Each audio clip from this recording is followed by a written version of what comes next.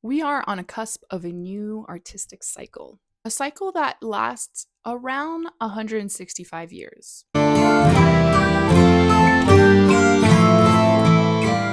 It's important to note that anything that I'm going to say here, I am not an expert on, okay? But I am an expert at pattern recognition. So this is something I noticed this week, or I've been thinking about it a lot actually, but I really dove deep into it this week. And I found the patterns. I went looking for them and then I found them. How did I find this cycle, you say? Yes, it was astrology. Hear me out. We don't need to talk about astrology to talk about this cycle, okay? But astrology, as it is a tool to find these patterns, okay? So it was much easier through the tool of astrology to find these patterns. But then, even when I talked to my friend who is not versed in astrology, she was like, yeah, this cycle actually exists. What is this art cycle? And why are we on the cusp of it? The last time we had this happen was back in the 1860s. You can see it in every art movement. The first example I did see it was when romanticism moved into impressionists. But as a writer, I was like, there has to be some clues that also happen in literature. And boy, did I find it. If we are taking the tool of astrology, what I'm talking about is Neptune moving into Aries in 2025, okay? But this type of planets, it's a generational thing. So you don't see it immediate. It's kind of a slow turn of the wheel, okay? So it's like give or take a few years. But interestingly, when it moved into Aries last time, 163 years ago, it was almost immediate. You could see the shift into for painting impressionism. And then in literature, it went from romanticism, okay, like Gothic, also the Gothic genre, into realism. What's also interesting about this is that then I went over to 165 years before that to see if I could find some clues, and I also did. Back then, we went from Baroque and Rococo, which is very romantic when you look at the styles, to, get this, the Age of Enlightenment, the Age of Reason. Fascinating. We are on the cusp of this. And it's interesting because the deeper research I did was sparked by a YouTube video essay that I saw that someone was sort of musing if we were entering a new romantic era. And I was like, when I was listening to it, I was like, no, we've been in the romantic era. It just looks different in 2024. This romantic period has lasted over 12 years. And you can really see it also in like the rise in fantasy romance, because I'm a romance author. I kind of look through the lens of romance. So I was like, it's really interesting in that in the past 12 years, or since 2011, when Neptune moved into Pisces, which is the sign of romanticism, it's fantasy romance has skyrocketed, right? Fantasy has been huge. Before that, when Neptune was in Aquarius, dystopian romance, well, dystopian in general, was really popular, which is a very Aquarian theme. Anyway, knowing that Neptune in Aries is happening this year, I can like safely predict that there will be this huge collective shift when it comes to art and what artists are sort of called to create, right? And the more that I looked into this cycle, the more it was obvious. The shift was really obvious from Pisces to Aries, because if you look at astrology, Aries is the first sign, so it's a birth, to the ending, which is Pisces. It's really obvious when it's that shift is happening from Pisces to Aries, because then I started looking into other movements like throughout the years, like, and it was less obvious. There was definitely some shifts, but it was a lot more of a clear cut from there to this. Why am I really talking about Neptune? If we were going to dive deeper into astrology, Neptune is connected to the creative consciousness, the creative universal consciousness, okay? It's the collective consciousness. So when Neptune moves into a new sign, it brings forth new style of art in society. Okay. What's also interesting is that last time that this happened, like I said, it went from romanticism to realism. Okay. What was happening in the States back then? The Civil War. What was happening 165 years before that, when the Age of Reason happened? Um, we had the French Revolution and another revolution. Don't quote me on this, but I definitely wrote it down somewhere in my little notes. So you can see that even if, like, I don't want to be an alarmist here, but we are in a time of unrest. If we're not moving into some kind of war, we are moving into some kind of revolution. And it's interesting because I saw this random video the other day of this musician on TikTok, and there was a comment that said, you can really tell when the times are bad, the music gets good.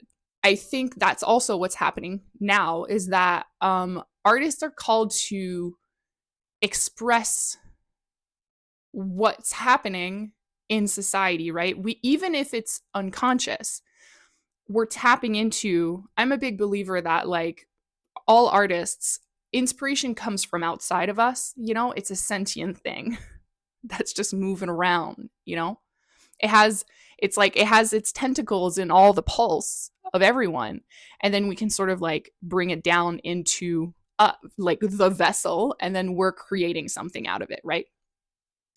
So artists are really the sort of mirror for society of the time. My prediction for 2025, it's not going to be as obvious in 2025 because it's just beginning. So I'm saying, like, in the next 10 years, we're going to really see a shift, even in romance, for things to be more realistic. So like even in so like I said, I'm going to use romance because that's like the genre that I know best, but like for the longest time, fantasy romance has been really like the number one, it's been huge. There's also billionaire romance, there's also mafia romance, and all those things are very unrealistic. It puts situations where the men especially are very unrealistic, and I think that the reason why On the Line was so huge, yes, it had the restaurant side of like everyone's been to a restaurant before and or worked in a restaurant, but I think it's the reason why it was so popular also is because Ozzy is a very realistic person. Some know that he was very much based on my husband.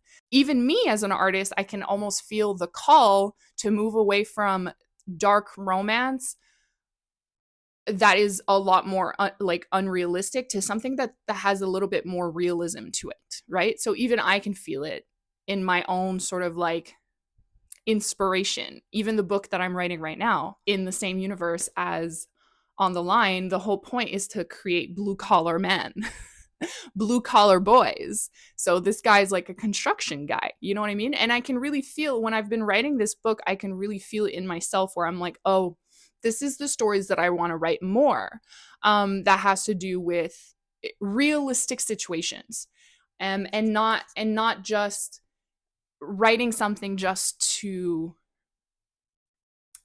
fall into a fictional world, which is totally okay. I'm just saying. What's also interesting is that back then we also had spiritualism, the rise of spiritualism when Neptune was in Pisces, and we have this now, the rise in astrology, tarot, spirituality in general. My prediction for this is it's going to fall off. I'm always going to be the witch, the internet witch, but you can tell that in the past 10 years it's been a fad, and you're going to see the people that weren't actually truly in it for the real reasons fall off. And it's that swing from spiritualism to reason to scientific facts. So we're very much in a situation right now where people are sort of like anti-science. That's going to change. You're gonna. It's like a blip. It's like I saw yet again another TikTok video, but it was something to do with when a behavior is about to die out, it has this like one last sort of like almost just like when something snuffs out, it like has that final burst. This is why it feels so in your face right now is because the behavior is going to collectively shift.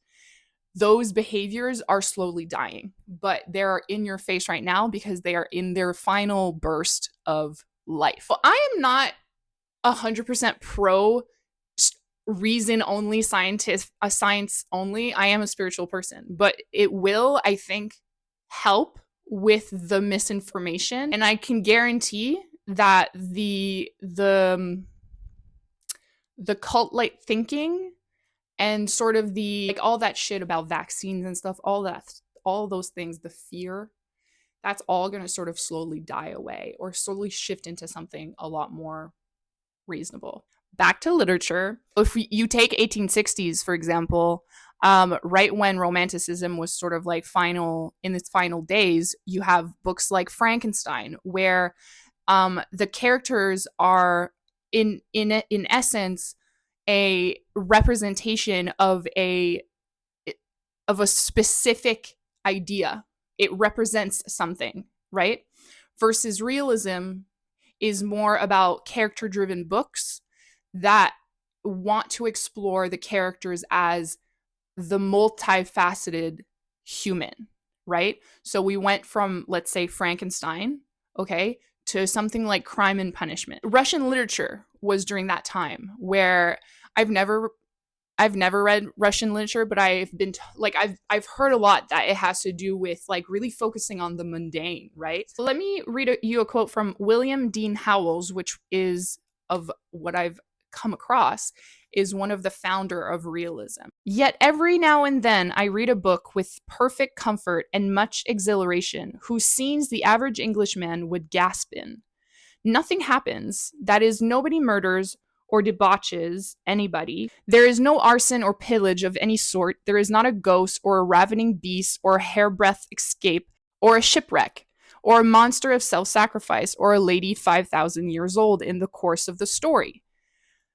Yet it is all alive with the keenest interest for those who enjoy the study of individual traits and general conditions as they make themselves known to American experience. I think the shift is going to go towards that, to the more everyday person, especially with everything that's going on. The call for art to be more realistic is going to be, you're going to see that in the publishing industry.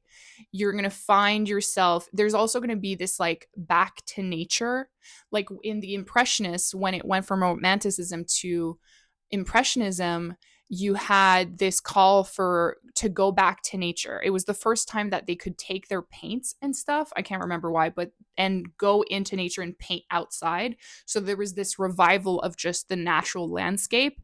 And romanticism also was a pushback against industrial revolution, and I think we've seen that kind of happening with just the internet in general.